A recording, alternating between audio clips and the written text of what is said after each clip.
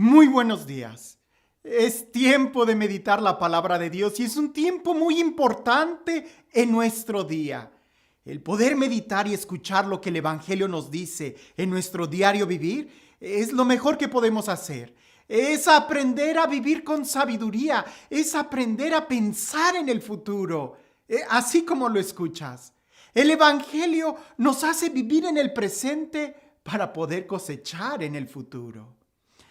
El Evangelio siempre nos va a estar lanzando a ser conscientes de la realidad, pero también a que miremos hacia el frente. Nunca estancarnos hacia atrás. ¿Sabes? Me gusta mucho usar este ejemplo.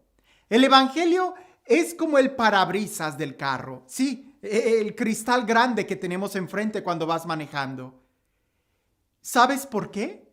Porque indudablemente en ese cristal nosotros nos damos cuenta en dónde estamos, pero sabemos hacia dónde nos estamos dirigiendo.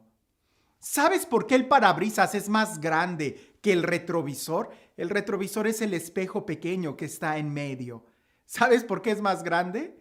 Porque es más importante lo que está delante de nosotros que lo que estamos dejando atrás. El Evangelio es toda esa parte, una pequeña porción para mirar hacia atrás y aprender y saber de dónde venimos, pero siempre mirando en abundancia, en plenitud, hacia el futuro, la dirección que estamos llevando. Y eso es lo que el Evangelio nos ayuda, a centrarnos en el momento presente, pero no para estancarnos, sino para agarrar fuerza y dirección y saber muy bien a dónde queremos llegar. ¿A qué va todo esto? El Evangelio el día de hoy es muy importante especialmente en estos días que estamos viviendo. Es un Evangelio que lo deberíamos de estudiar en casa, en amistades, en familia, en la escuela, en el trabajo. Es un Evangelio que deberíamos de recordar muy bien, porque a veces cuando estamos enojados, se nos olvida lo que el Evangelio nos dice y es precisamente en esos momentos donde más deberíamos de tenerlo en cuenta. Te lo leo, dice así. En aquel tiempo, Jesús dijo a sus discípulos, si tu hermano comete un pecado, ve y amonéstalo a solas. Si te escucha, habrás salvado a tu hermano. Si no te hace caso, hazte acompañar de una o dos personas para que todo lo que se diga conste por boca de dos o tres testigos. Pero si ni así te hace caso, díselo a la comunidad. Y si ni a la comunidad le hace caso, apártate de él como de un pagano o de un publicano. Yo les aseguro que todo el que ate en la tierra quedará atado en el cielo, y todo lo que desaten en la tierra quedará desatado en el cielo. Yo les aseguro también que si dos de ustedes se ponen de acuerdo para pedir algo, sea lo que fuere, mi Padre Celestial se los concederá. Pues donde dos o tres se reúnen en mi nombre, ahí estoy yo en medio de ellos. ¿Por qué digo que este texto es muy importante que lo tengamos en mente, en la memoria, que lo meditemos, que lo reflexionemos? Porque todos nosotros, tarde que temprano, vamos a tener que corregir a alguien. Así como también tarde que temprano nos van a tener que corregir. La corrección es una parte fundamental de la vida cristiana, y no solo de la vida cristiana, sino de toda la sociedad.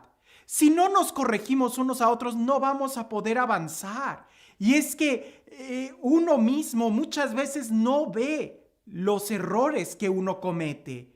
Por ejemplo, cuando te despeinas, necesitas que otro te diga, o por lo menos necesitas un espejo para verte y saber cómo peinarte, porque tú solo no puedes arreglarte. Necesitas el punto de vista de alguien que está fuera de ti.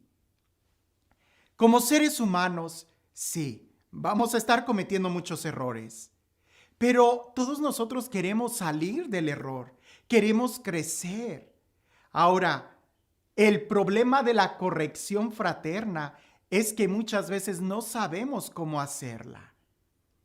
A mí como me gustaba, por ejemplo, cuando el padre Pablo me corregía, porque siempre era una enseñanza profunda. Y él, lo digo, con mucha humildad se acercaba y me hacía preguntas y poco a poco él tenía mucha paciencia. Claro, había ocasiones que me soltaba el sablazo así, esto está mal, pero la mayoría de las veces lograba convencerme o hacerme ver el error antes de decirme qué tan malo había sido lo que había hecho. Y es precisamente eso lo que nosotros debemos de aprender. El día de hoy vivimos en una sociedad y en una cultura donde parece que es un conflicto de a ver quién tiene la razón. Y muchas veces usamos los medios de comunicación para estar señalando el error de los demás y hacerlo de manera pública. Hay ocasiones que ni siquiera la persona conoce de primera mano o ha tenido una experiencia de quien está hablando y así hablan, ¿verdad? Tratan de corregirlo y muchas veces no, pienso yo, no para ayudar a la persona, sino como para darse publicidad a ellos mismos y decir, mira, yo sí sé, mira, él está mal, yo puedo corregir al otro porque yo sí sé. Y esa no es la actitud. Por eso Jesús nos da como 3 momentos para poder corregir a alguien. Pero lo primero que nosotros debemos de tener en cuenta es, a ejemplo de Jesús, y que esto está en todo el Evangelio, es cuál es la intención que tenemos al corregir a alguien. El mostrar que yo tengo la razón, eso no es cristiano. El demostrar que yo estuve bien, que yo estoy correcto, que yo sí sé y que el otro no, eso no es ser cristiano. El mostrar que la otra persona vive muy mal, está equivocada, es un error, es un ateo, es un pagano, es un apóstata, es alguien que niega de la fe, eso tampoco es cristiano. Lo que nos debe de mover a nosotros a corregir a alguien es la salvación, es buscar el bienestar de la persona. Y para buscar el bienestar de la persona, lo primero que debemos nosotros de hacer es tratar de ponernos en los zapatos del otro. Mira que Jesús, Dios mismo, al venir a corregirnos, lo primero que hizo fue ponerse en nuestros zapatos, hacerse humano y sufrir por nosotros. El buen pastor, cuando va por la oveja perdida, lo primero que hace es andar el camino que la oveja tomó, la oveja errante, llegar hasta donde está. Si la oveja entró por maleza, el buen pastor va a entrar por maleza. En cambio, cuando agarramos una actitud muy catedráticos de señalar el error acá desde muy lejos, pues aquel fulano de tal está equivocado porque dijo esto y esto está mal. Eso no es ponerte en el lugar del hermano. Eso no es buscar la salvación, la corrección del hermano. Eso es exhibirlo. A los padres de familia, cuando se me acercan y me preguntan cómo educar a sus hijos, que si deben de castigarlos o no, yo siempre les digo, o sea, ¿el castigo va en la dirección de qué? ¿De dañar a la persona o de ayudarle a ver más allá del error? Porque si el castigo está para hacer sentir mal a la persona, jamás va a aprender la lección, se va a llenar de coraje. Y muchas veces en los grandes conflictos que ha habido con muchas iglesias, es precisamente eso, que se trata de pelear para ver quién tiene la razón, en lugar de en realidad amar al hermano, llevar, acompañar al hermano. Eso no significa que te calles, eso no significa que seas débil, no, significa vivir el evangelio.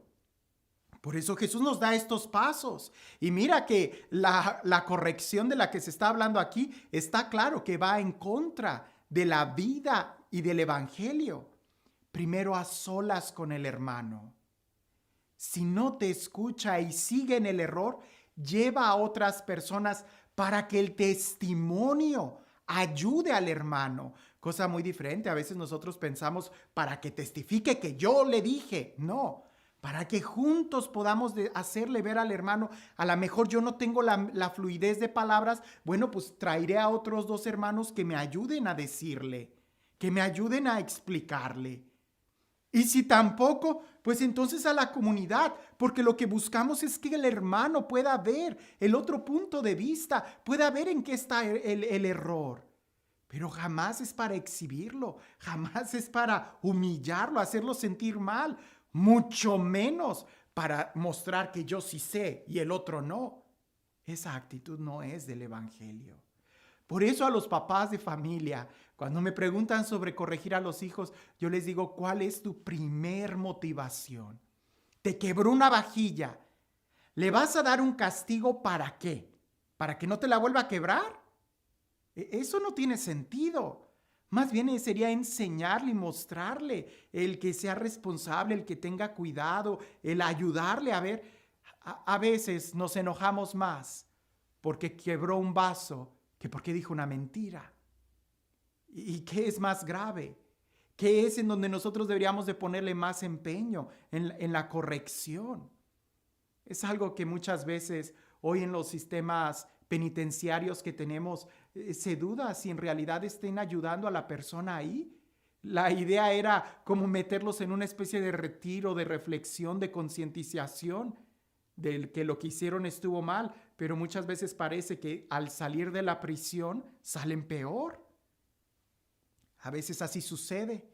Cuando nosotros queremos corregir a alguien, si no sabemos cómo hacerlo, los frutos van a ser peores. Por eso siempre se debe de hacer con amor. Y cuando Jesús dice, cuando dos o más se reúnen en mi nombre y le piden algo al Padre en el contexto de la corrección fraterna, es orar. Es orar, vamos a ponernos de acuerdo, vamos a orar, a buscar la voluntad de Dios, que Dios venga entre nosotros. En el matrimonio, cuando pelea el esposo y la mujer, ¿de qué se trata? ¿De ver quién tiene la razón? ¿De ver quién estuvo mal? Eso no es ser cristiano. Más bien sería ver cómo juntos seguir avanzando, cómo juntos seguir caminando. Por eso en la corrección lo más importante es el hermano. No yo que corrige, ni siquiera la forma en cómo voy a corregir, ni siquiera el castigo, no. Todo va a estar en torno a ayudar al hermano. Si yo no le voy a ayudar al hermano, me quedo callado. Si el castigo que voy a usar no va a ayudar al hermano, no lo uses. Si las palabras, el discurso, los medios de comunicación que vas a usar son para ofender, discriminar, exhibir al hermano, no los uses. No, aquí se trata de ayudar al hermano. Y aquí se busca mucho la unidad. Por eso Jesús pone el énfasis al final en la unidad y en la presencia de la comunidad. Es importante que nosotros este texto lo podamos tener en cuenta, porque muchas veces cuando nos enojamos, nos sobran palabras hirientes o nos sobran argumentos que a veces es más para demostrar que yo tengo la razón en lugar de para ayudarle al hermano a ver la luz. Es importante que nosotros hagamos un alto, respiremos profundo antes de querer exhibir a alguien, de querer corregir a alguien, de querer castigar a alguien. No, se trata de ayudar al hermano y para eso debemos de aprender a ponernos en sus zapatos y entender primero el por qué. ¿Por qué llegó a esa conclusión? ¿Qué tan herido estuvo el hermano para llegar a tomar esa decisión? Ninguna persona en su sano juicio va a hacer cosas contrarias a la razón. Si está cegado en ese momento es porque ha de tener una herida muy fuerte y ningún doctor va a recetar un medicamento sin antes examinar a la persona. No des un discurso sin antes escuchar a la persona. Y si no eres capaz de escuchar a la persona, de hacerle preguntas, de poder entender lo que la persona está pasando, no digas nada. Es mejor quedarnos callados, porque entonces no solamente el hermano cometió un error, sino que también nosotros cometemos otro error al tratar de corregir de una manera falta de caridad. Y si Dios no está presente, entonces ten la seguridad que no va a haber ningún fruto bueno. Es grande la tarea, pero es importante que nosotros podamos meditar muy bien en que lo más importante es que juntos podamos llegar al reino de los cielos. Y este Dios, el Dios del amor, el Dios de la paz, el Dios de la vida, el Dios de la fraternidad, el Dios que es misericordioso, el Dios que nos enseña cómo amarnos y corregirnos, que sea Él quien el día de hoy nos bendiga, en el nombre del Padre, del Hijo y del Espíritu Santo. Cuentan por ahí que en un campo de guerra, donde la guerra estaba en lo más álgido, en lo más peligroso, se regresa el batallón y cuando llegan, un soldado se da cuenta que su amigo no había regresado de la batalla. Y va y le dice al general: general, mi compañero, mi amigo no ha regresado. Y el general le dice: olvídelo, seguramente ya murió y no voy a perder a ningún otro soldado, quédese aquí. Pues aquel soldado se regresó al campo de batalla por su amigo. Pocas horas después regresa cargando el cadáver de su amigo y él había sido mortalmente herido. Cuando llega ahí, a donde estaban todos los demás soldados, el general lo ve, se molesta mucho y le dice: ahora he perdido 2 soldados. Le dije que no valía la pena ir al campo de batalla. Y aquel soldado, herido de muerte, sangrando, le dice: no, mi general, sí valió la pena, porque cuando lo vi, él todavía estaba con vida y me dijo: Kevin, yo sabía que ibas a regresar por mí. Así es como debemos de corregir. Dejar que también las balas, dejar que también las situaciones nos lastimen, nos hieran, para saber llegar al punto en donde podamos entender el sufrimiento del hermano y saber que vale la pena sufrir con él si puedo salvarlo. Pero si no eres capaz de entrar al campo de batalla, no vas a ser capaz ni de salvarlo y mucho menos de corregirlo. Solamente cuando seamos capaces de caminar el camino de la oveja descarriada y sufrir y pasar por lo mismo que la oveja pasó, es que hasta entonces podremos llamarnos buenos pastores, como el único que fue capaz de ir a la cruz por ti y por mí. Sigamos su ejemplo, que desde la barra nadie va a ver el toro como el que está ahí. Aprendamos lo que significa amor y misericordia. Que tengas un excelente día.